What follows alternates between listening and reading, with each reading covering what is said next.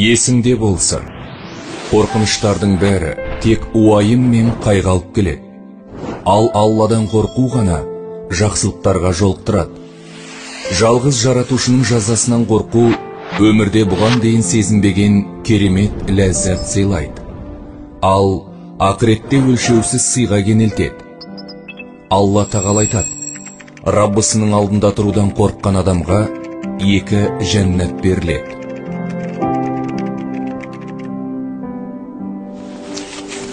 Есіңде болсын, Аллаға құлшылықты берсін деп жасамаңдар, разы болсын деп жасаңдар. Егер Алла разы болса, жақсылықтармен таңғалдырады деген ғалымдар. Ниетің мен пейіліңді түзеген сайын Алла халіңді жақсартады. Өзгеге жақсылық ойлаған сайын сен де кенеттен жақсылыққа кенеле түсесің.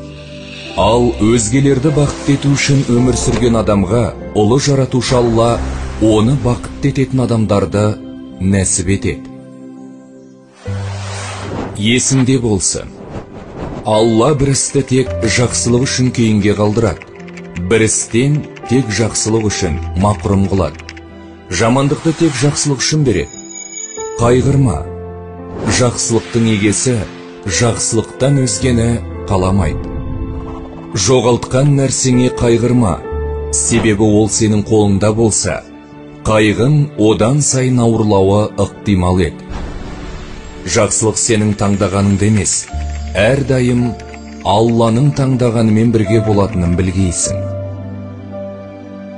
Есіңде болсын, бақытқа жету керемет көп нәрсені талап етпейді.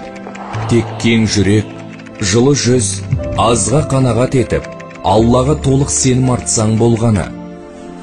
Дүние мүлікке уайымдама, ол Алланыкі. Ризығыңа қам жеме, ол да Алладан. Болашағым қалай болады деп бас қатыра берме, ол да Алланың қолында. Уайымға салынба, амалыңды атқара бер. Сен уайымдайтын бірақ нәрсе бар, ол Алланы қалайда разы қылу. Алланы разы етсең, Алла саған разы болады, сені бай етеді, саған бір өзі жетіп артылады.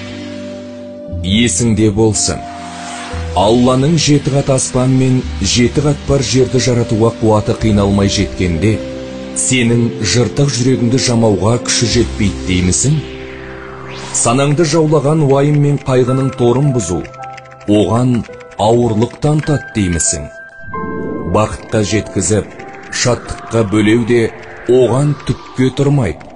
Ендеше жаратушыңа сен, арқа сүйе, тәуекел ет.